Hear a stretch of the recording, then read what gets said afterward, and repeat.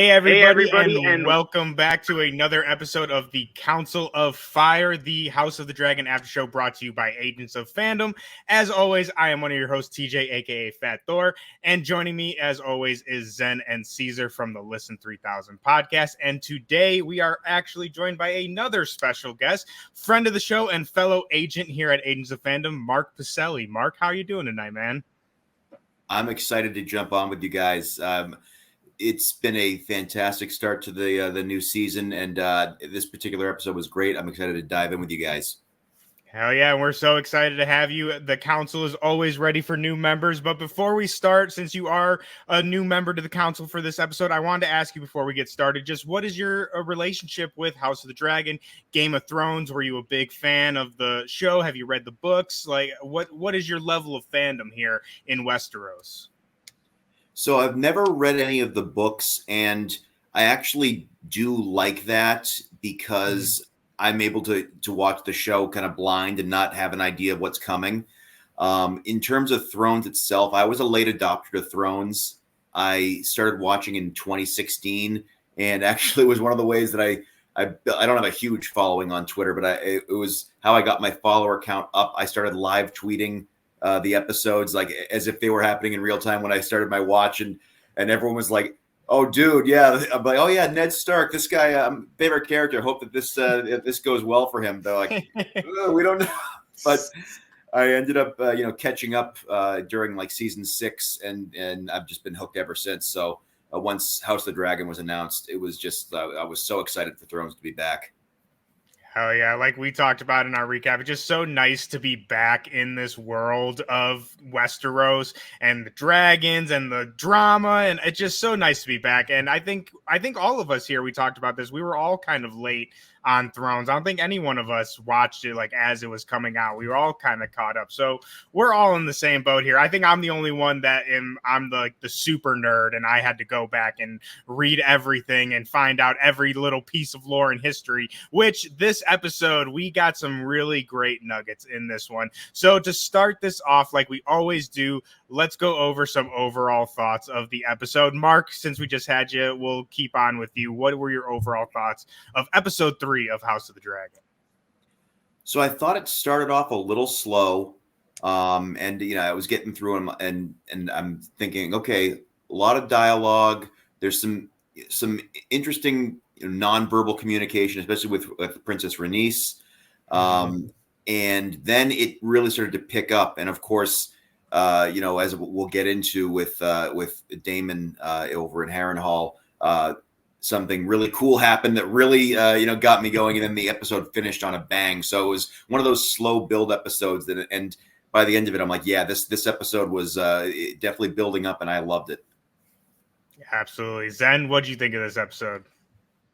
I thought it was dope, man. I gotta agree with Mark. It did start a little slow. I feel like this episode was like a setup for a setup. Like I seen that preview for the next one, and it feels like this was another setup to where we really about to get into the real craziness of the next one. So, but I like it laid a lot of groundwork, and we got a lot of good, like you said, nuggets and little Easter eggs and all that stuff. So it was a great episode, I thought. Still.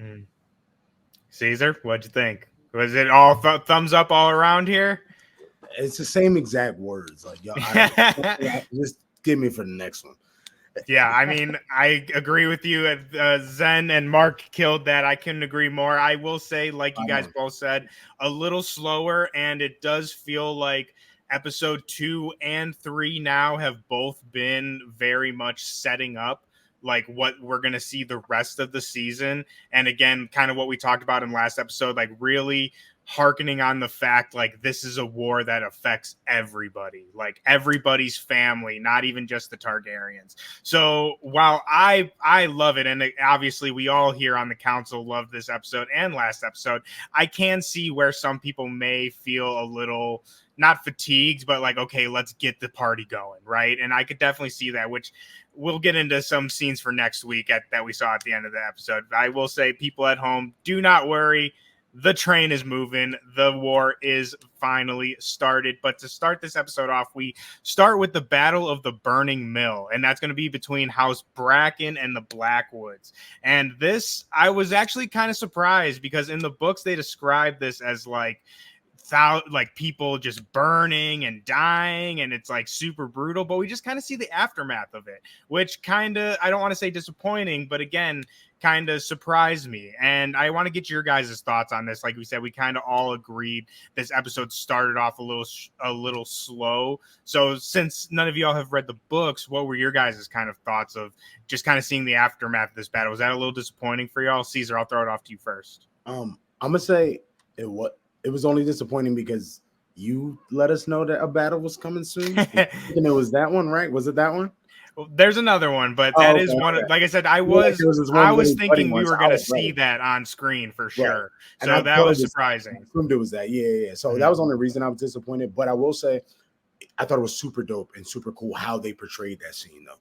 Like just the setup of it with the two sides, and then just showing you the aftermath and how bad it was. I'm like, is that a whole horse like it was just, I was like, oh wow, you see how bad it was. So I still appreciated the way that they portrayed the scene. But yeah, I wish I could have saw a little bit this episode.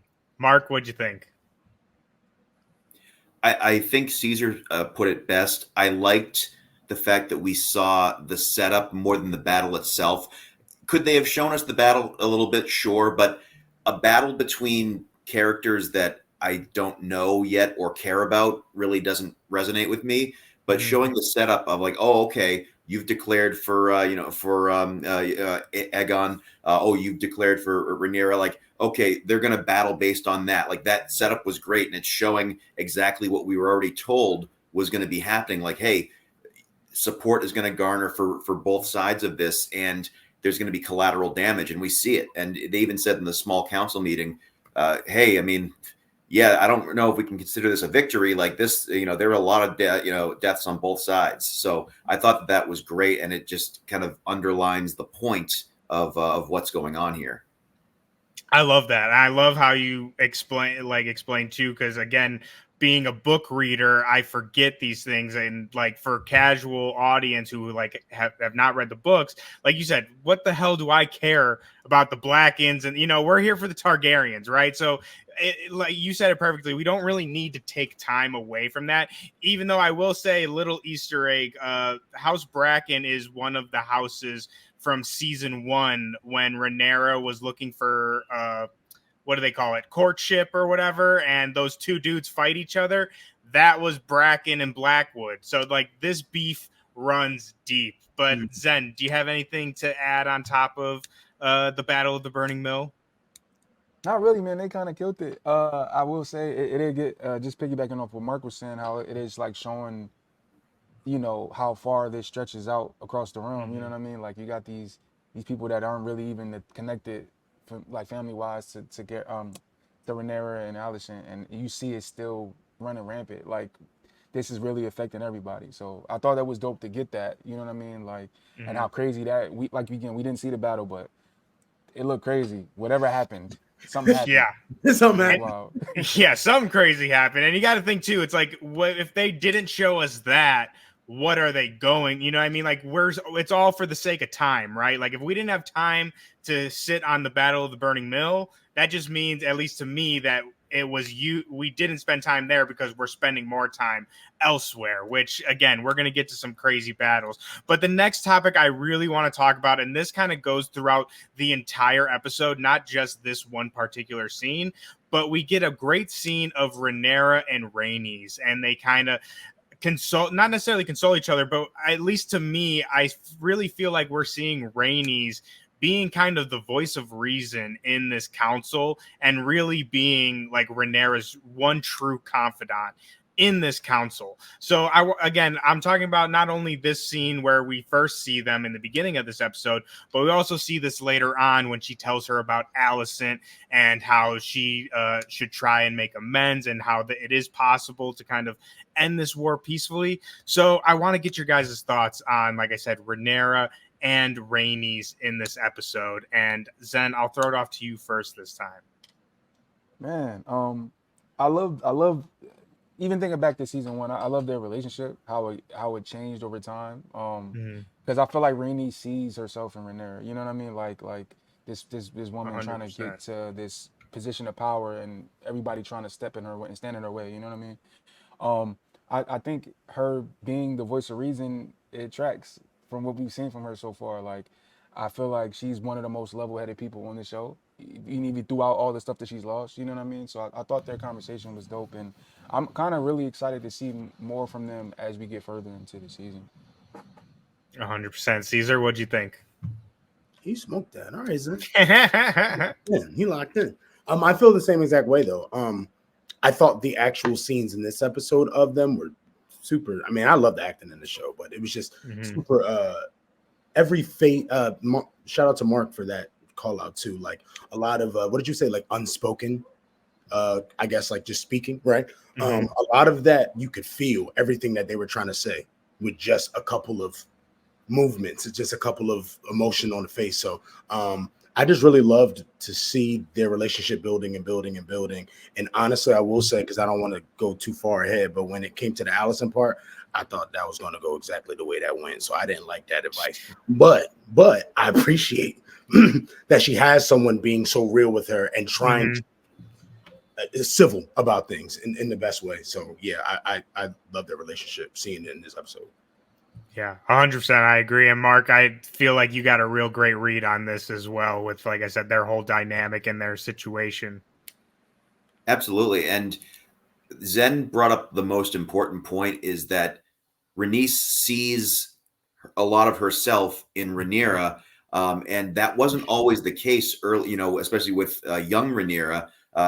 She's like, oh, well, you're being named the heir to the throne, blah, blah, blah. But now that she sees, hey, I'm someone who was passed up for the throne that was, right. I was probably the rightful heir. I was probably the best heir. I was passed over. Now she's seeing Rhaenyra literally had the throne usurped from her when she was named heir. So like they have way more in common now. And so that's a great point.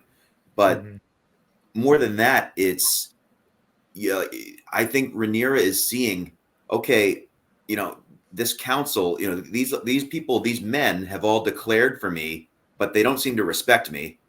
But, Princess Rhaenys certainly does. And she's become the confidant. Like she's listening to her. And again, that nonverbal communication, she just shares a glance with her and she's like, yeah, I'm not doing what these dudes are saying. I'm going to do my own thing. Like, I feel you. So like she's really become a trusted advisor for her, and we'll see where that takes her. And again, having not read the books, I don't know where that's going to take her. But for now, like, yeah, it's great to see that dynamic play out between the two of them. Yeah, Mark, I'm sorry. Mark just made me think she about to be the hand or something. I'm like, hold up. She might as well be, dude. She might as well be. Moving. Yeah.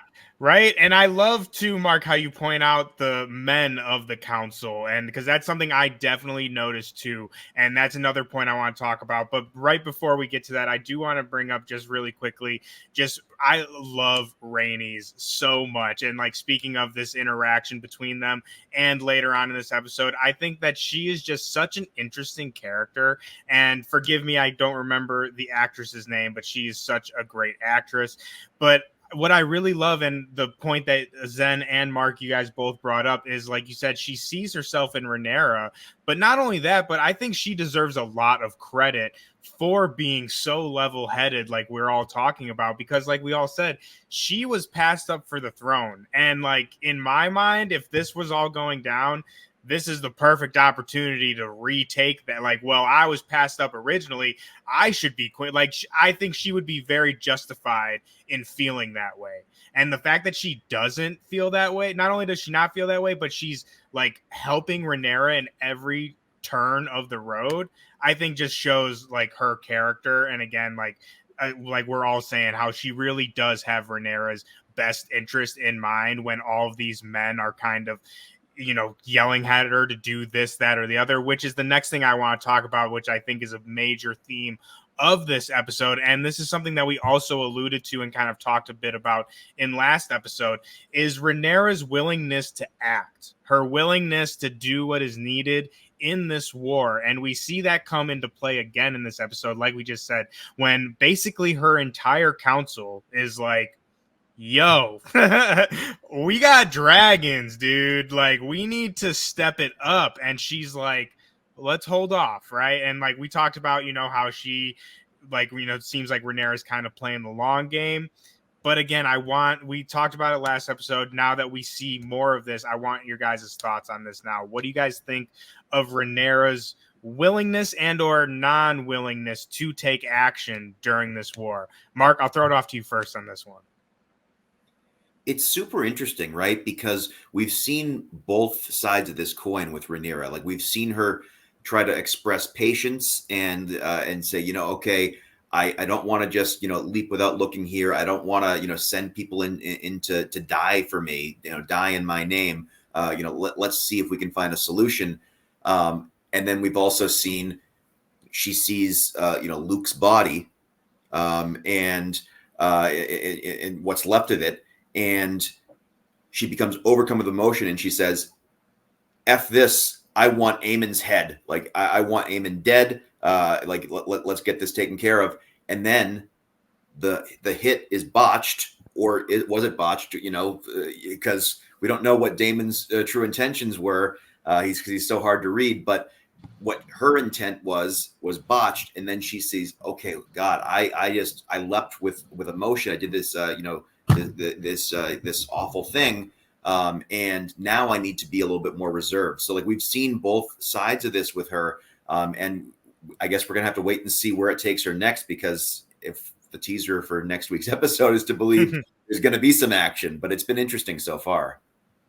Yeah, definitely. Caesar, what do you think about Rhaenyra? Is she pussyfooting around here, or is she playing the smart? Is she playing 4D chess here? What do you think?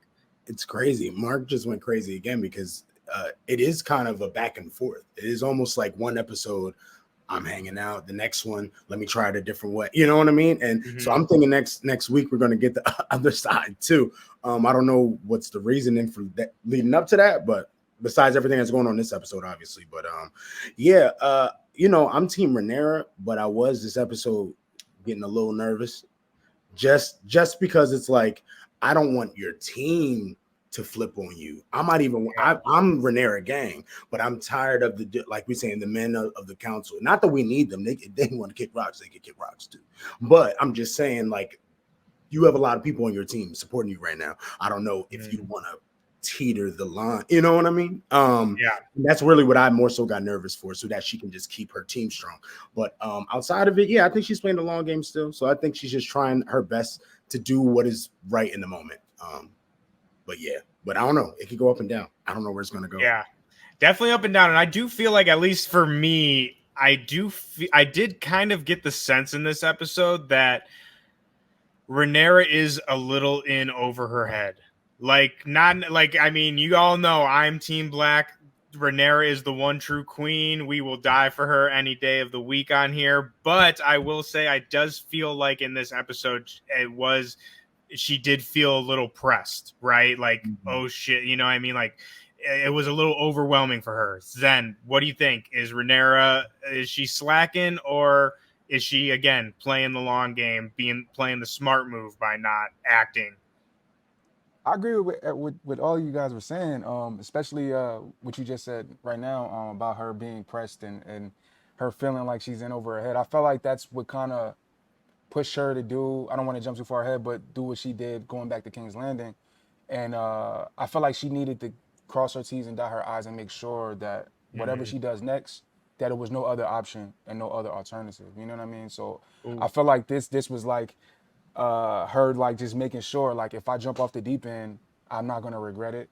Because I feel like she is feeling the pressure of everybody on her. You even had Damon in the last episode kind of pressing her, like, yo, what are you doing? Like, we got dragons. Like, we need to go right now. And it's like, no. Like, that's still my family, da-da-da. I feel like now, like, we're going to see a different side of her coming up. Because I feel like now it's like, what else do you want to do? Y'all, it's getting too real. You know, and I feel like we're seeing that on both sides, too. Even with Aegon, this episode, we got to see him. It felt like he was feeling the pressure a little bit as well, so. Pressure's mounting on everybody. You know? Ooh, I love that, dude. I love that. I mean, I did, but like not really in those words. But think about, like you said, this is kind of like the last straw. Like we've kind of talked about this a little bit in the previous episodes of how, you know, up until the death of Lucerys and then now the death of Helena's kid, I think everyone felt that this could be resolved somewhat peacefully. And I think in this episode, and like, you know, the last topic of discussion that we'll talk about today is really the final point for Rhaenyra of, like you said, like there is no going, like I did everything I possibly could, but it's war, you know, like the war is inevitable now. But I gotta say, I really think Rhaenyra is playing the long game, and I think all of us are right in like all of these things are playing a role in her. Not only I think she's both playing the long game and being hesitant, right, at the same time. And it's interesting too because in the book, people have a lot of different kind of theories of why she acts this way during this time. And some people think it's because she's so grief-stricken over the death of Lucerys that she just does not want to risk any more sons being killed, which will go into one of our other points that we're going to talk about in this episode. But other people also believe that she just is, which I do believe, and I think that we see in this show, is that she's just so horrified at that kid being killed and just kinslaying in itself, like family killing family, that she just does not want to press if she does not have to. And they even relate this back to Maegor the Cruel, who he originally killed his nephew, which that's when they believe this kind of curse of kinslaying sort of began. And things did not go well for Maegor the Cruel. I'll just say that. So that's kind of also part of why people think that she is hesitant to kind of really get started in this war, because she doesn't want to be cursed like Maegor the Cruel was and then ultimately meet an end like he did. But moving on, adding on to this point, this also goes into our next topic of discussion when she adds the White Worm onto her court. Again, adding another kind of voice of reason, another female on her side in this room of men on this council. And this also is when we get Rhaenyra, all these names are the same, Rhaena, so that is going to be Daemon's daughter. She sends her off to Pentos with the remaining kids, going to our point of her being, you know, unwilling to sacrifice any more kids. So I want to get your guys' thoughts on this, because to me, this isn't even like book stuff. This is just my nerd brain. To me, this opens up so many avenues of things that could happen, things that we could see this season. Even in Game of Thrones, we see that Rhaena is sent off with 3 dragon eggs, which I want to talk about because I think there's a little confusion among some fans about this, but I want to get your guys' thoughts on this whole thing. Again, White Worm joining the Black Council, Master of Whispers, and then Rhaena plus Rhaenyra's other kids being sent off to Pentos. Caesar, I'll throw it off to you first. What do you think of all this? I know it's a lot. It's a lot. I just threw a lot at you. Okay, with the Master of Whispers situation, I'm just glad she came back because I feel like she's going to be super helpful for Rhaenyra. You know what I mean? Isn't that based? Hold on, help me, y'all, because it's been a while since I watched actual Game of Thrones. Isn't that like the Ball brother? What's yeah, right, yeah. right? Yeah, okay. I forget what his name. Me too. That's why I'm like, he's like one of my favorite characters. Me too. That's why I was like, I forgot for a sec, but yeah, she needs that. She could use that a lot. And I just hope that it doesn't, you know. She also, I don't know. She's an interesting character, so I don't know where really that's gonna lead into, on either side, up or down. But yeah, with that, I thought that was dope that she finally got that. I also thought that it was, of course, wild that on the other side they got Nastyfoot to also do the same thing. Yeah, so, I was gonna say, y'all think we're gonna get like a spy versus spy kind of thing? Like we got 2 Master of Whisperers, right? Like I'm more scared of the Footman if so. So I hope we don't do that. he's more unpredictable for me. I don't know what he's going to do. Yeah, I got a point on him. We're gonna for sure talk about Clubfoot, Larry's Clubfoot. Oh, I know his name. I knew who he was. I know Larry's.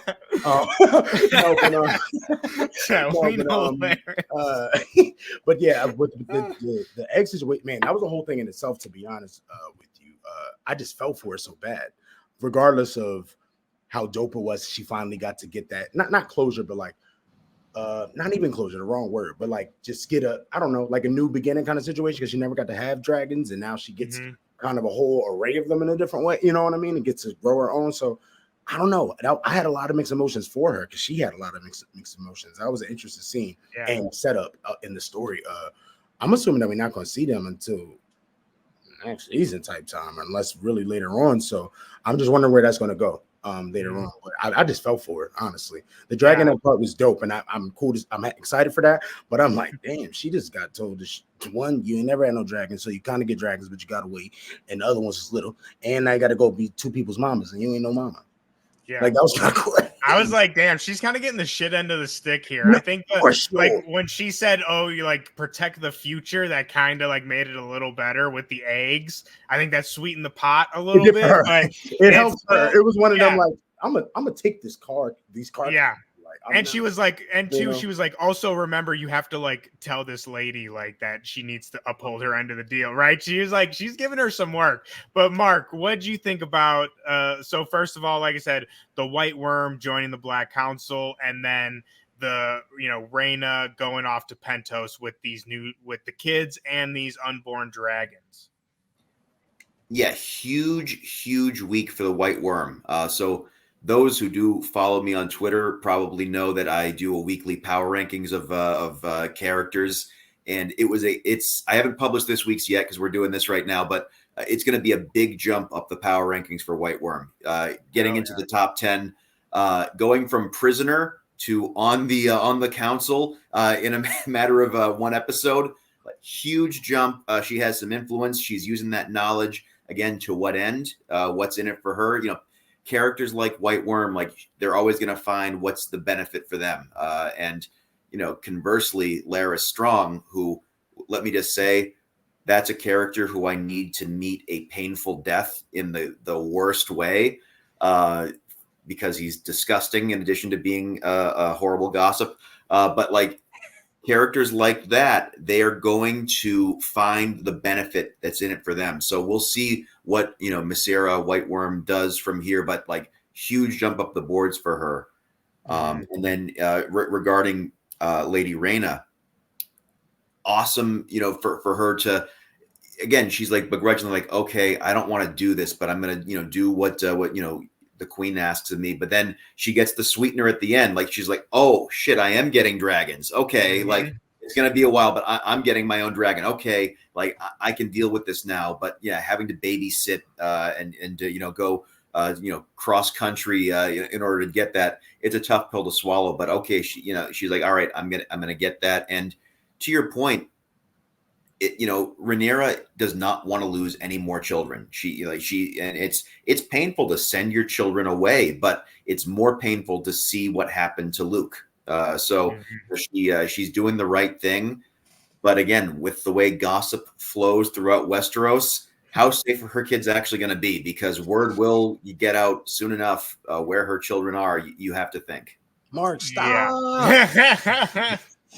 Yeah, definitely. I mean, like you said, people have loose lips in Westeros for sure. And I do think it is a super smart move, though, on Rhaenyra's part, like she said, to kind of ensure, even if all of us die, if like they take Dragonstone, all of us and all of the dragons die, we still have not only Targaryens, but dragons tucked away somewhere, right? So it's like a little goose egg hidden away, which I think is very smart. But Zen, what do you think of all this? Again, White Worm and Rhaena and these unborn dragons. And I also will add 2 live dragons as well. We see, I forget which son it is, but one of her sons has a dragon, Tyraxis. And I think there's another one that they have that's a born as well. So Zen, take it away. Man, for the White Worm, I feel like it's about time. I feel like that's gonna be a good addition to Rhaenyra's council. Everybody needs somebody with their ear to the streets, you know. So I feel like, and then they all got their acquisitions this episode. So I feel like this was a good one for Rhaenyra. As far as Rhaena goes, y'all said it all. I feel like one thing I will say, Pentos isn't a bad place. I know her when her mom and You be Daniel was chilling living in there. Pentos. I mean, it's about to get crazy where everybody else is at. This might be a Mhm. blessing in disguise to get out, and I heard it's nice over there. So And you might know who want else is in to relax. Pentos? Our boy Leonor Valerian is chilling out in Pentos. Oh, So who knows? wow. She could come across her uncle, right? That'd be her uncle, right? Yeah, yeah. So That'd be we could crazy. get a little But family now reunion. I'm I feel scared. like Mark got me nervous. I'm thinking that something gonna hey, happen. I'm not I saying don't know nothing. now. I ain't saying nothing. I'm just I'm gonna about to say be watch. scratching my head till I go to sleep. I'm like, is she all right on this trip? How long is that? Don't it take months for them to go Yeah, I everywhere? mean they're going by ship, so it's not like they're taking dragons. So that's gonna take a Okay. while. So if They need if a speedboat. Larry's gets word of that ship leaving port, it could be bad. But the one thing we do have to give a little relief is Corlys is still king of the seas. Like the Valerians rule basically all of the seas. The only even slightly challenge to that would be what are they, the Greyjoys, which we have yet to see anything from them yet. So that a little relief for y'all. But I do want to bring up, so these eggs, these dragon eggs that Rhaenyra sends Rhaenys off. I've seen people online, and because this was in the trailers as well, and people talking about how these are Dany's eggs that we see later on in Game of Thrones. Like eventually, these are the eggs that will go to Daenerys in Game of Thrones. And I don't want to ruin anyone's party, but unfortunately that's not true. So these eggs are not Daenerys's eggs. One of these eggs actually ends up hatching and is going to be Rhaena's dragon Morning. So that immediately because when she gets the eggs, there are 3 unhatched eggs. So immediately that eliminates them from being the possibility. But something that's interesting that I just kind of want to point out where I think people are getting this confused is, so these eggs that Rhaena has are actually eggs from a previous Rhaena Targaryen. So she's not the first Rhaena Targaryen. King Jaehaerys, who was the king before Viserys, had a sister, Rhaena Targaryen. And she got involved with this lady, Elisa Farman, who was kind of a friend of the court. And a lot of people think they were a little bit more than friends. But anyway, she steals 3 dragon eggs from Rhaena, and later she uses those eggs as payment for a ship and sells them to a Sea Lord of Braavos. And those are the eggs that eventually end up with Daenerys further down the line. So I think that's where people are getting a little confused. They are both Rhaena, but 2 different Rhaenas, 2 different sets of eggs. Like I said, for the eggs we see in this show, one of them will hatch, and then I don't think that there's really word on the other 2. So that leaves kind of 2 dragon eggs up for grabs that the books don't really talk about. But that's just one kind of book little detail I wanted to add on, because again, I feel like I've seen a lot of people talking about how, oh, those are Dany's eggs and blah, blah, blah, which I would love that. It's a great thought, but, unfortunately, I got to rain on everybody's party with that. I'm glad But you cleared enough that of up. that's what I'm here for. I unfortunately sometimes that means I got to ruin the party, but we deal in facts here on the council. That's all. We don't deal in wishy-washy bull crap, right? We're all about the facts, what really happened, what is the true history in Westeros. And speaking of true history, that brings us to our next point of Harrenhal, one of my favorite parts of this episode. Our boy Daemon going in lone wolf. I love it. I love this whole sequence, but I've been rambling on enough. So let me throw it off to one of you guys. Caesar, I'll throw it off to you first. What did you think of Daemon taking on Harrenhal all by himself? honestly, yo, out loud while I'm watching it with Amber, I'm like, yo, the arrogance in my man's like, like Right? ego is crazy. Respect to you, Kobe, but like that's nuts. Like we just had the scene right, but wasn't it right before then when they're like mad at Kristen Cole for not taking enough people? Mm-hmm. Right, like enough people though. Like, and Damon just because the whole time I'm trying to figure out, probably like everyone else that doesn't know, I guess, like where he was. I'm just like, what's actually happening? Where is he supposed to be? Then when you figure out it's Harrenhal, it's like, bro, you lucky this worked out for you. You know, you lucky that it worked like that. But I honestly thought it was a really cool scene because I don't know. I don't knowing Damon, he's again a wild card. He's crazy a bit, even more than a bit. So you don't really know how he's gonna. He came in there ready to kill. You know what I mean? So the fact that he's getting such a different response, I don't think he knows how he's going to operate or what his next plan is besides, trying to grasp the army and, get everything popping. But yeah, I just thought it was dope the way they directed it and like just showing you not really sure what's going on or where you are. They always do that so well, but I enjoyed this. Yeah, I love the creepiness of Harrenhal, which I'll get into a little bit of like the lore of Harrenhal a little bit because I think it plays a role in what we see here. But Mark, let me get your thoughts on Daemon taking Harrenhal, this whole kind of sequence. Yeah. So first of all, I think we learned that Harrenhal is basically Seattle because it's raining all the time. It's just torrential downpours, and which plays into when they're talking about like how could there have been a fire here? It's always raining here. You're telling me there was a fire? Like we know what Larys Strong was up to, so he'll get no support from us. But yeah, like it's basically the Pacific Northwest because of all the rainfall. But poor Daemon, because he was looking for a fight like he always is. Like he's used to going and doing things himself. He's creeping around. He's looking for a fight. Bursts in and he's like, "I'm claiming Harrenhal," and they're just like, "Sure, you want some dinner?" Like, yeah, dude, I love that guy. What is his name? Sir Simon Strong. Dude, I love that guy. He was so just like like you said, you want some dinner, dude? Like, yeah, take it. I don't care, man. I don't want no part of this shit. Yeah, he's like, hey, yeah, you came here to claim Harrenhal. Congrats. Have a seat.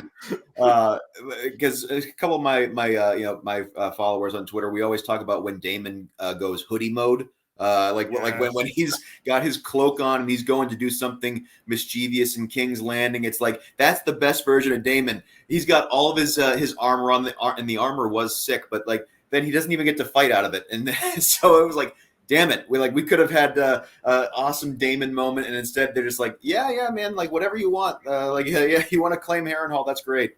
Mm-hmm. I did notice, which maybe I'm just thinking too much into it, and I don't really. While I do know too much about this world, I'm not really familiar too much on like how people address others. But I did notice that y'all notice he was like, "Your Grace." So, am I thinking too much into it? Is he trying to say like, I'm the ruler of Westeros, or is he just like, I'm Rhaenyra's husband, so then I'm also your great?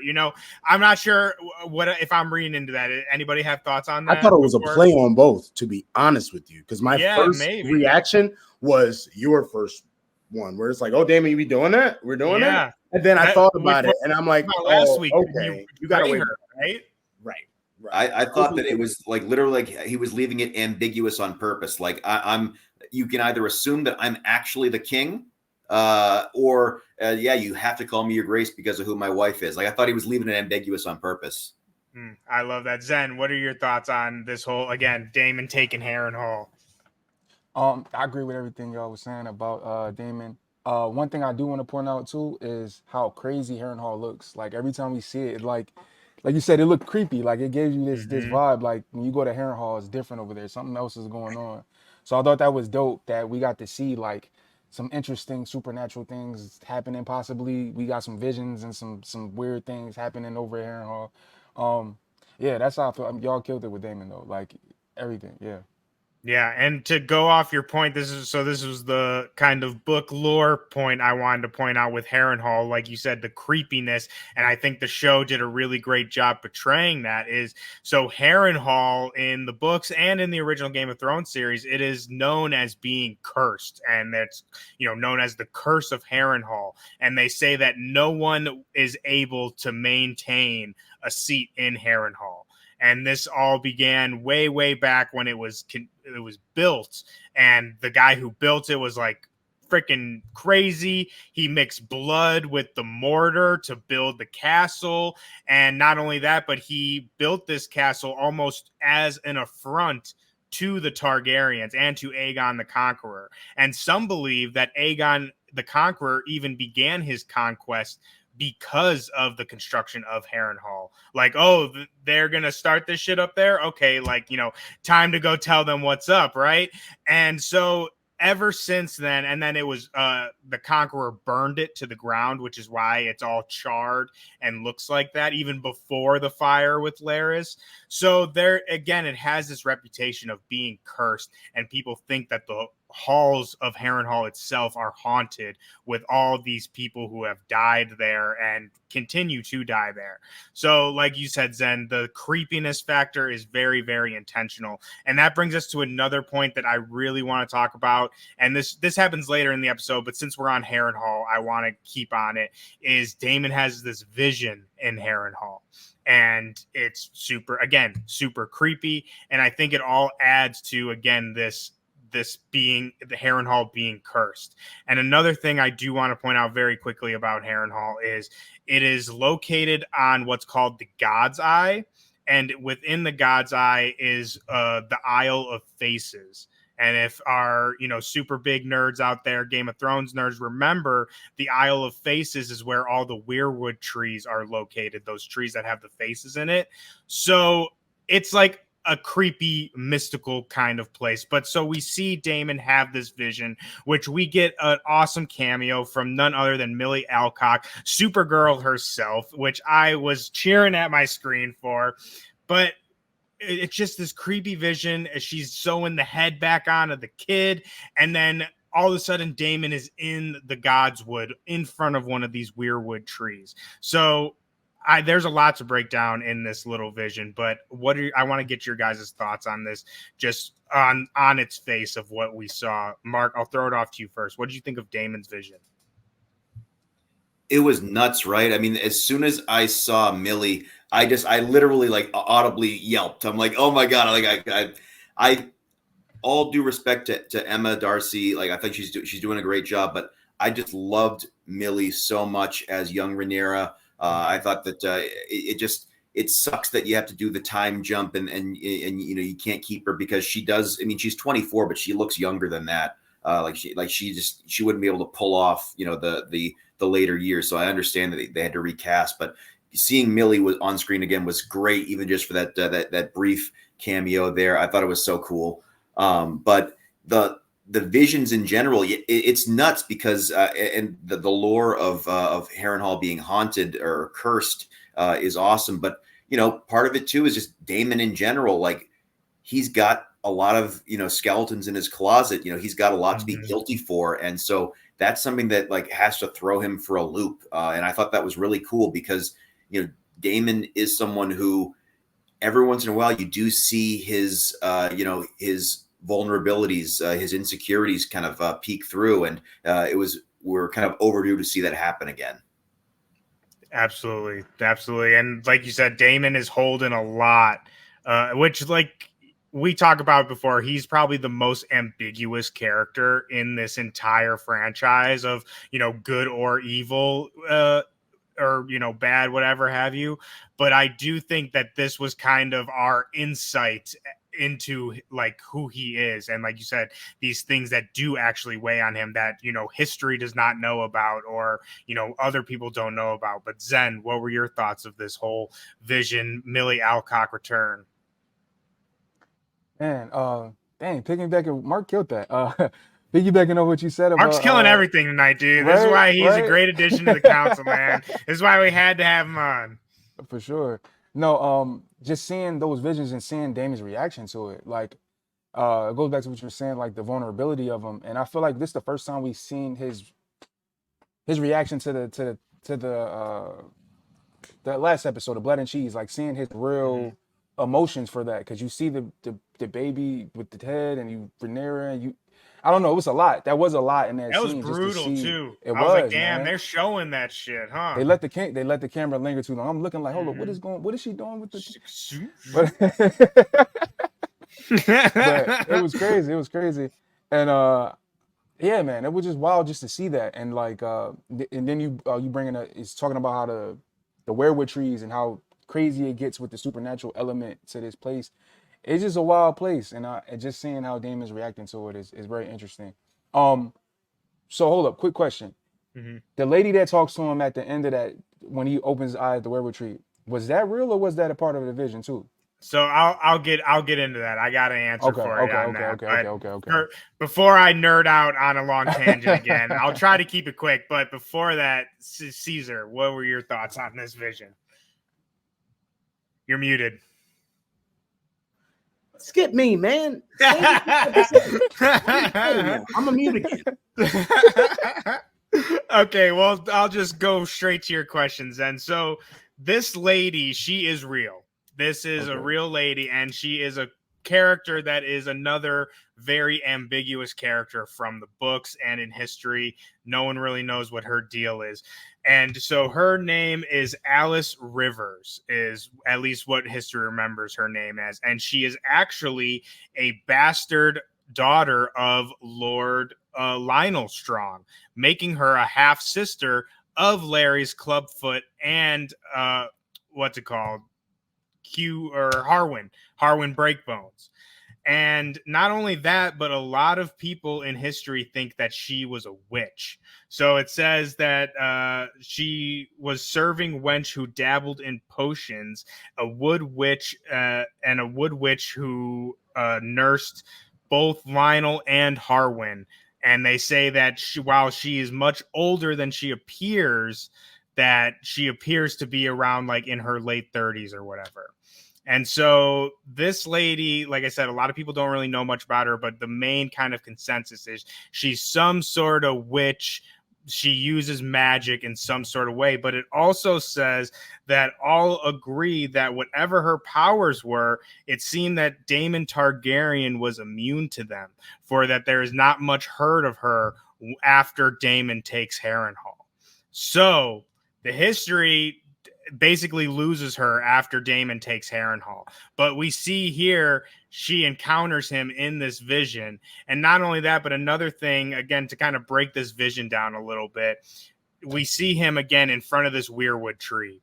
The legend behind the weirwood tree is that if someone cannot tell a lie when standing in front of the tree. And the reason that they have these faces on them is because the gods are watching through these trees. So those who still believe in the old gods believe that the gods can watch them through the weirwood trees, which again is why it's said that you can't lie when you're in front of one. And she says to Daemon, while he's standing in front of this tree, you will die here. So if we're to believe the legends, that she's telling him that she's basically predicting Daemon's future here in Harrenhal, which again, this is why I bring up that curse and all this other bull crap that I've been talking for the past 20 minutes, is because again, it's said that no one is able to hold Harrenhal. And that's where Daemon's taken up his post and is basically making the stronghold for the Blacks in this war. So I know that was a lot to throw at you guys, and I know that's a lot to break down, but basically all of this to say, I think that Alice Rivers is going to be playing a role later on in this show, and a bigger role in this whole Harrenhal thing, because Daemon taking Harrenhal is a major part of this war. It basically secures them. I mean, Harrenhal is the biggest castle in Westeros, and it secures them the biggest hold in the Riverlands, which holds a lot of houses. I won't spoil who, because I'm sure that we'll probably see that in later episodes, but the taking of Harrenhal basically secures the Riverlands for them. It's something going on with them Strongs. I don't know. What was they on to when they was growing up? I don't. They all Yeah, get so into you got the something a little different. Clubfoot and you got the witch and Yeah, like, and then you got on the other side, the dad and the other son were pretty good. They seemed like solid yeah, people. they were chilling, dude. But that brings us perfectly to next point. Speaking of strongs, we got Larys. Caesar, you brought it up perfectly earlier. We know Larys because he is always about some fuckery, and we definitely got some more of that in this episode. We see Larys whispering to Aegon and doing I don't know what, but it's going to be bad. So I want to get you guys' thoughts, not only on Larry's, but the Green Council. I feel like we haven't really touched on the Green Council very much, but just the Green Council as a whole, they're kind of in disarray. We see Aegon wants to join the fight, but, you know, everyone, this is what Larys is kind of whispering to him about, is not joining this fight. So what are you guys' thoughts on this? Caesar, I'll throw it off to you first because I know that you are Larry's #1 fan. Don't do that, please. Next thing you know, it's going to pop up on my Twitter, all these pictures of feet. I don't want that. Oh God, dude! Don't even put that out there, man. You just did it to yourself. Always be listening. My phone. You just did it to yourself, dude. You're right. That's my fault. That's my fault. Man, again, what a wild card. Even though I hate him, I like seeing him on screen. You know what I mean? Like, it's like, what is about to happen now? That once that limp come in, that little cane, you know, something is next. You know, something is afoot. Something is afoot. Something is afoot. But, sorry. But yeah, no, seriously. I just wonder what his long game is, y'all. Like, he's clearly playing in everybody's ears, doing something. Is doing something different, and like, I don't know what his end goal is, and it clearly isn't for anyone besides himself. I just don't know. He's smart, clearly, so I don't know. Yeah, I'm just kind of, honestly, everything I said so far, I just get excited when it's on screen because I know it's going to throw a twist into something that leads something later on. But I don't know what it is this time because the way Aegon reacted, it was almost like he hypnotized him. How quick he listened to him. You know what I mean? Like, everyone else, he's just so, oh, okay, maybe I'll listen to you. Maybe shut up. You know what I mean? Him, he was just like, you know what? I won't go to the battle. Like, is everything cool? But I don't know. It was just interesting the way that he went about that. So I'm excited to see where that goes, though. Yeah, we need to start a Larry's watch on this show. Like, every time Larry's pops up, we need to clock it. Like, what the hell that dude doing? I literally wrote in my notes from their conversation. I forget exactly what he says, but he's like, "Oh, there's people, you know, that claim," and he's like, "Take care of them," basically. And I literally wrote, "He is about to kill some people." Like, he for sure took that as like, "Oh, okay, I'm gonna go kill a bunch of fucking people." But Mark, I want to get your thoughts on this. Again, not only that, but I know that you wanted to bring up too with Aemon. So we also get a scene with the Green Council of, again, kind of going about Aegon being, you know, not knowing what's going on, going to a brothel, and then we see Aemon with his lovely lady like we saw in last week's episode. So again, your whole thoughts, Green Council and the Larry's whispers. Yeah, there's a ton to unpack with this, and it's, again, the symmetry between both sides here. You know, the Black Council has kind of it's gotten a little bit out of hand because there's a lot of arguing, and conversely, the Green Council, like, they're bickering back and forth, and Alicent's the one who's like trying to say, "Hey guys, like, can we stop this?"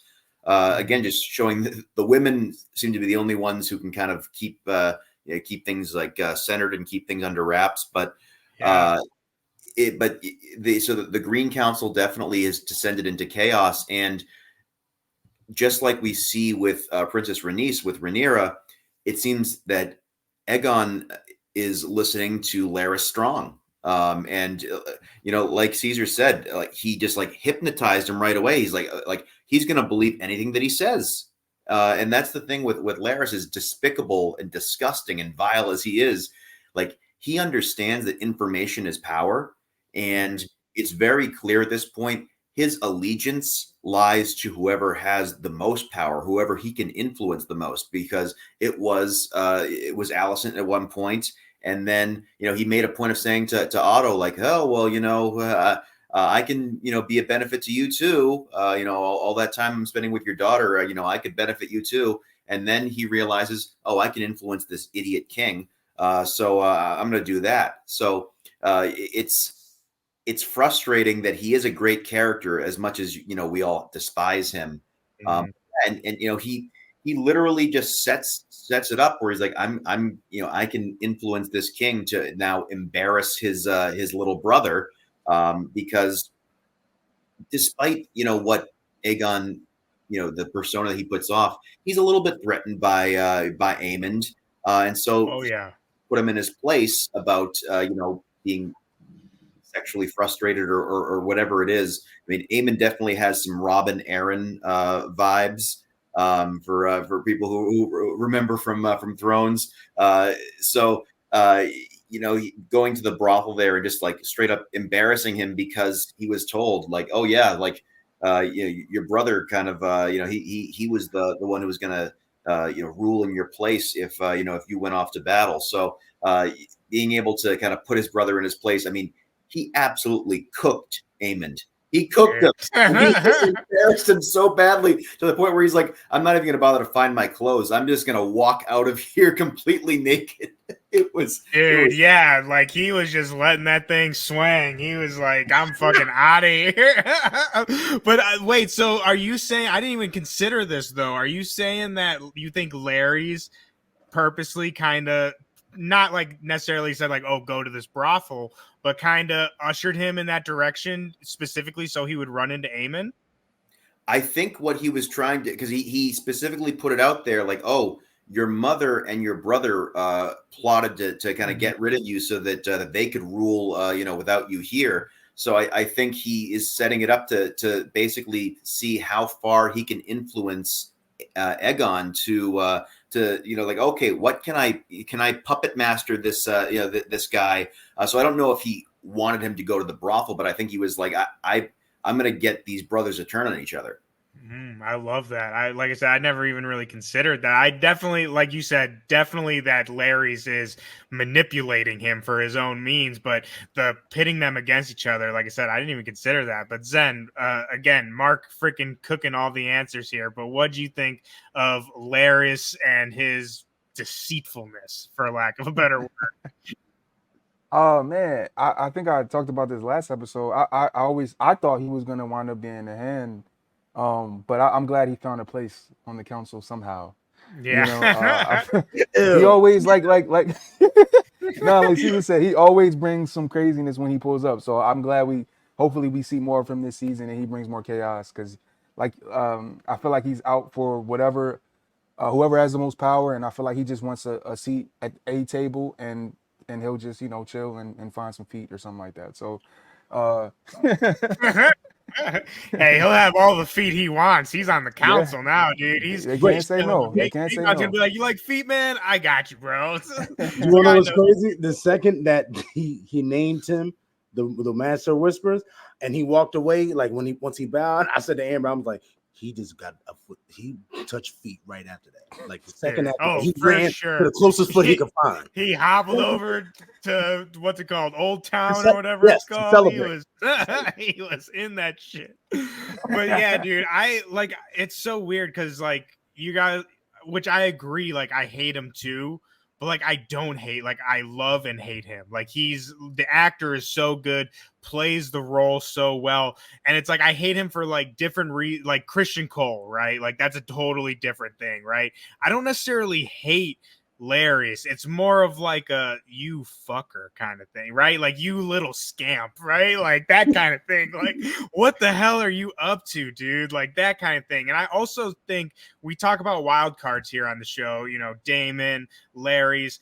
I think that Aemond is like the wild card of wild cards because like that dude, like you said, Aemon was Aegon was cooking him, and they were all cooking him when he was a little ass kid. Like that, it is brewing in him so hard, and it's just gonna explode.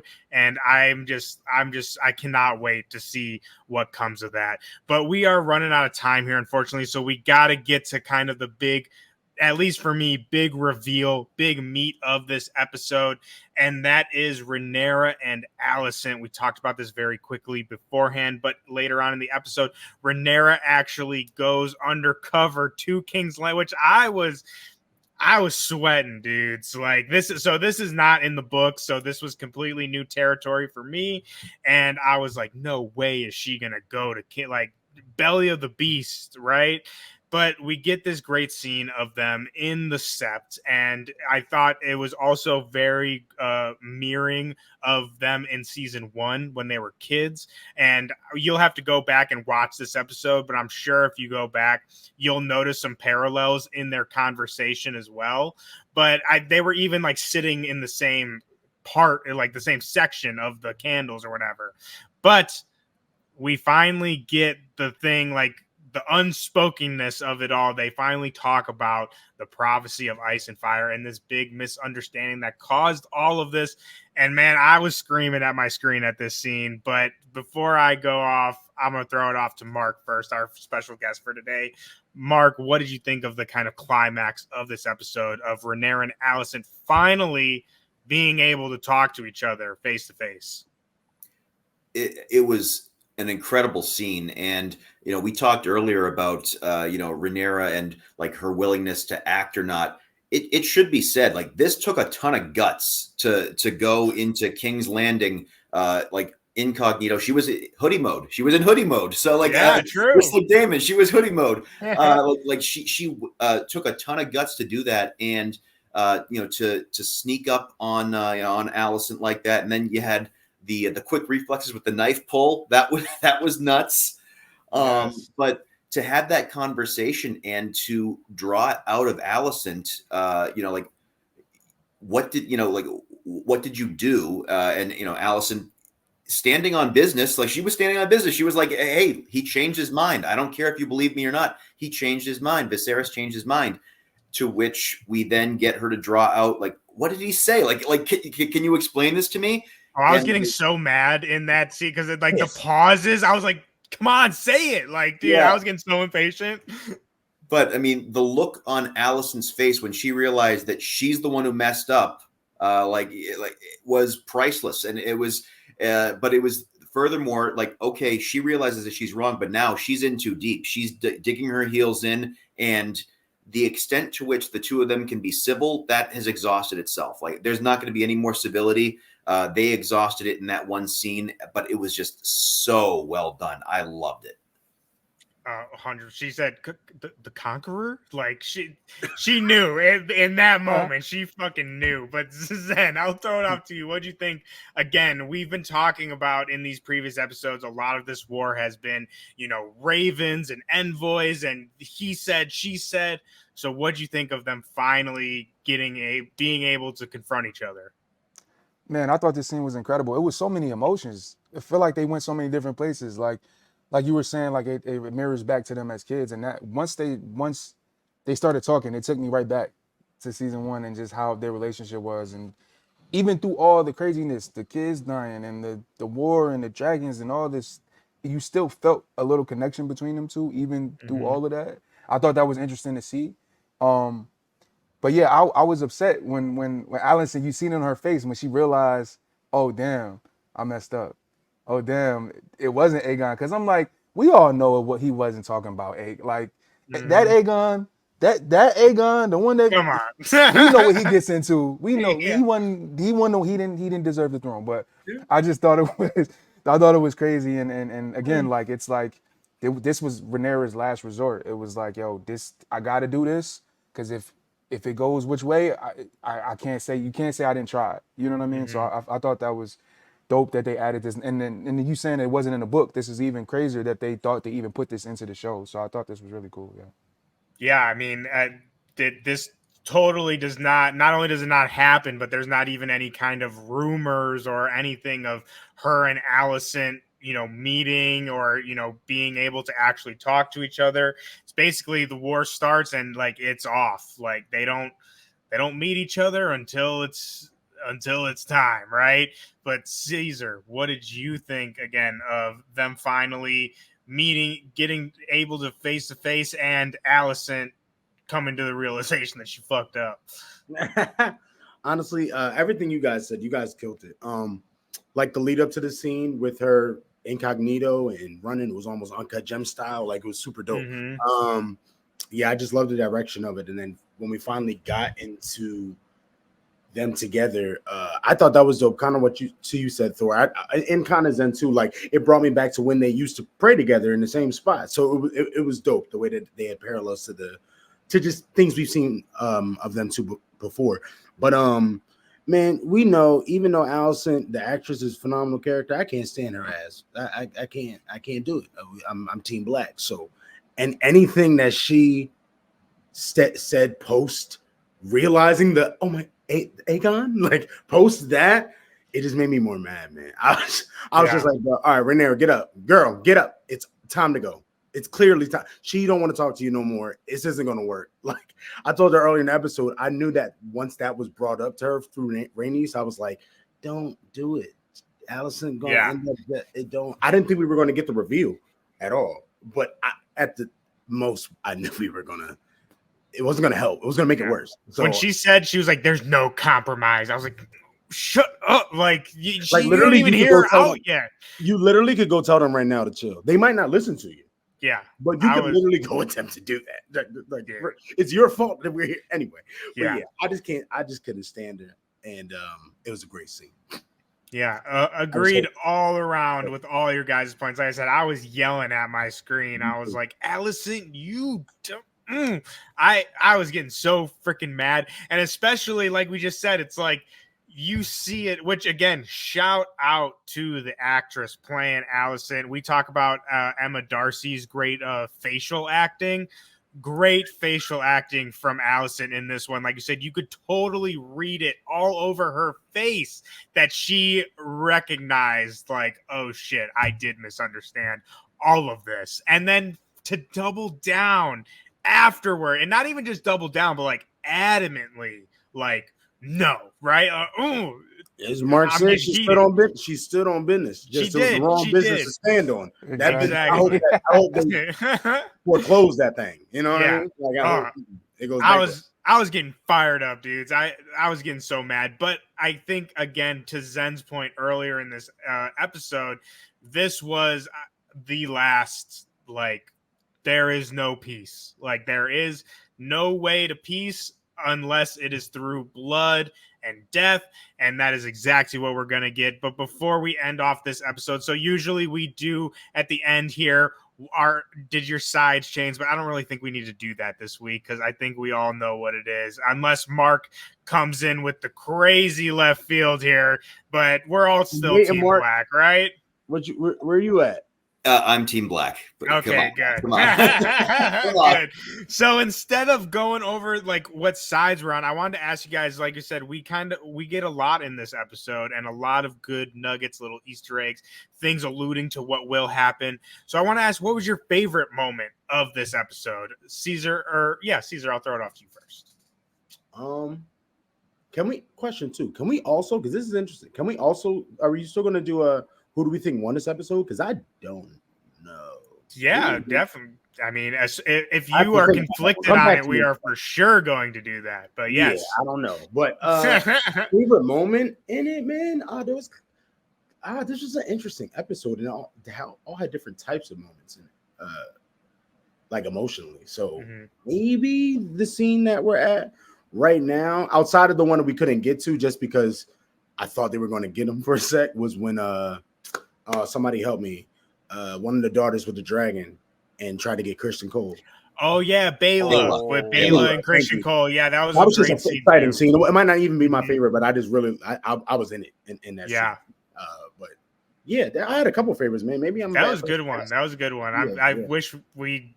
I mean, there's not really much to talk about in it. That's why I didn't bring it up. But yeah, we didn't get him.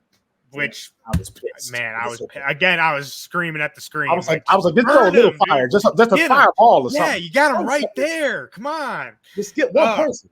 Oh man, you're gonna give me an ulcer. I'm sorry, brother. Zen, what was your favorite moment of this episode? Oh man, it's either between Damon pulling up on Harrenhal, like that shot visually, it looks crazy. Like the rain, the armor, the dragon, like it looks so fire. It's between that or the Alicent and Rhaenyra scene. Those emotions, the acting was crazy on those two scenes. So it's between those two. I can't pick, but crazy.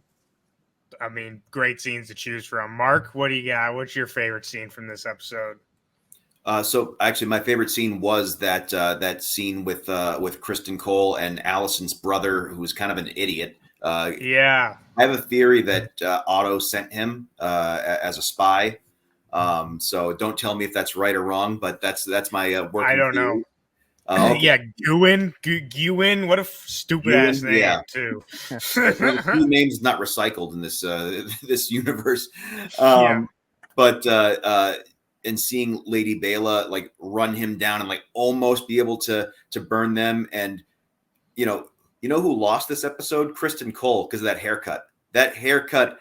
My God, like that is the ultimate loser. What happened to his hair? He had these flowing locks, and now it looks like he went to a barber, and they just completely butchered his hair. What? Oh my God!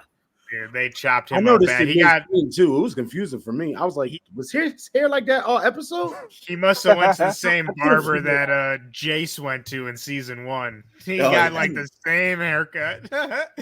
But I mean, agree with all you guys. These are all great moments. It's so hard to I like I said, while some people may think these last two have been a little slower, I think it's filled with so many great moments. But for me, the nerd in me, I think my favorite was the vision, Damon's vision. I loved the like ambiguousness of it, what the implications of what that could mean, the symbolism. I thought that was so cool. And again, like we talked about, just the atmosphere of Harrenhal.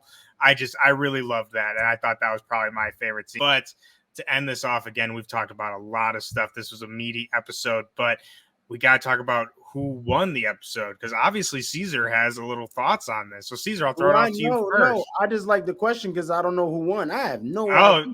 Well, I feel like usually it's pretty kind of clear cut. So you're saying this episode you're a little on the fence? Yeah, I think it's a draw. Maybe, right, y'all? Because not too many things in action actually happened. It was all like planning, like you guys said. So it was kind of like, is there anything we can even include as a W at all in the episode for anybody?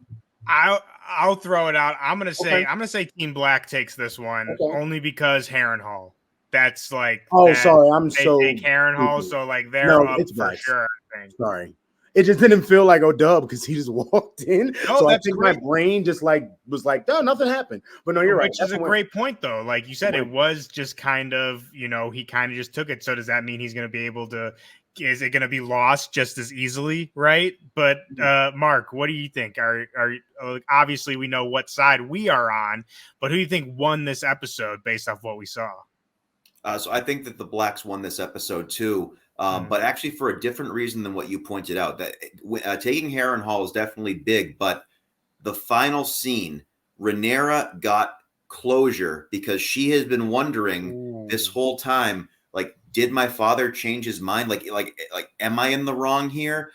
She's conflicted. Now she knows, no, I got my throne usurped from me, and this bitch is not going to give it back to me. There's no compromise. So although both sides are horrible, murderous, terrible people, she knows at least, okay, I'm in the right here, and so this war is justified from my perspective. So yeah, I think they won for that reason. Ooh, you smoked shit. Woo! Yeah. Torns in the chat, dude. Killed it, dude. That's such a great answer. Zen, what do you think? Who won the episode? Are we all team? Is it what? I think the score is 2-0 Team Black right now. Yeah, it's like 2. There's one draw though. Is there one draw? So 2-1. I thought it was like 1-1. 1-1. Okay, so right now we're at 1-1. Are we officially 2-1 then? Yeah, I agree with Team Black. The first thing that we see in this episode, what was it, the Breckons versus the Blackwoods? Who won? That was in the name of Rhaenyra and the Greens, right? Like that was they won. Who won that? Yeah, the Blacks won that, right? Yeah, I think so. Okay, yeah. If you want to count that as also a point on the scoreboard. I would say now I'm second guessing. I can't remember because remember. I made sure because Lannister. Lannister. It was like a lion. The logo, right? The lion. Yeah, but remember Lannister said he was like, there was mass casualties on both sides, so I don't know if we would count this as a win. So I think the Brackens technically won the battle, but I mean, it's like there really wasn't a winner in that. They both just kind of killed the fuck out of each other. But that was a good finesse, though. I see where you're going. I like it. Yeah, I like that. I like where your mind's at, Zen. So officially, then we're ending this off with 2-1, Team Black in the lead. Sorry, I'm wrong. When you said the numbers, I thought we were talking about for the episodes in total. This episode, we all agree. It sounds like it's Blacks. Yeah, but did we say episode 1? Did we call it a draw? One I can't remember. One of them was a draw, y'all. One of them, I think, was a draw. Yeah, I thought it was like a draw, then Blacks. So maybe it's 2. It's like 2-0. Well, if we're wrong, and if anyone out there listening and watching has caught our previous episode, you can let us know the true score in the comments. But for now, we are going to be calling it 2-1 Team Black as it stands for episode 3.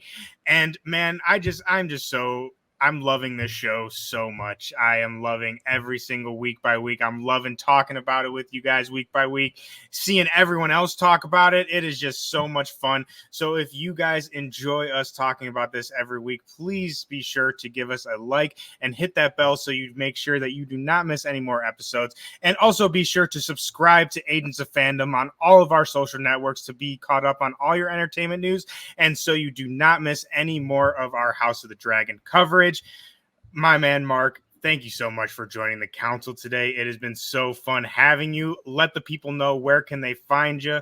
What do you got going on? Yeah, thanks for having me, guys. This was a blast. I can be found on Twitter or X, whatever you're calling it, at Mark Piselli 13. That is Piselli, and I'm always, tweeting about any random stuff that interests me. I'm big into sports, especially hockey. Always talking movies and entertainment too. So I'm kind of a mixed bag on there. I love it. And so like we talked about before, you do power rankings of the characters. And obviously we have the White Worm jumping up in the rankings this week. But I got to ask before we get you out of here, any other character for you that really shot up in the rankings with this episode? So I can tell you there was a jump for Aegon II, and there was also a bit of a drop for Otto, because obviously Otto was not in this episode. But again, I do think that he was acting off screen, so it wasn't too big of a drop. But I'll be publishing the power ranking soon, and of course Kristen Cole is going to drop as well because of that haircut. Good. I'd love to hear it. Everybody, please make sure to go follow Mark to check out the power rankings. Zen, where can the people find you? Oh, yeah, you can find me at Army Zen, Zenn, on Twitter, Instagram, whatever. Make sure to follow Listen 3000. Drop a new episode this week. It's the Agents of Fandom podcast. You know what I mean? So, yeah. I'm at you out here. Absolutely. Caesar, where can the people find you, my friend? At Caesar of Forever, CESAROF, the number 4, VR, Listen 3000. Thanks, Mark. You were awesome today. Yes. Yeah, Mark, you were awesome, man. Such a great guest. And obviously, like both Zen and Caesar just said, be sure to go and subscribe to Listen 3000. They are going to be releasing a new episode this week, which I will also be throwing in the description of this video. So if you want, you can go check that out. Don't even got to leave this video. But for all of you listening and watching out there, thank you so much for joining us this week. It has been awesome and has been fun as it is every week. And please let us know in the comments, what did you think of this episode? Are you Team Black? Are you Team Green? And let us know your favorite moment from episode 3. And for that is going to be all we have for you this week. And that will be the council adjourned.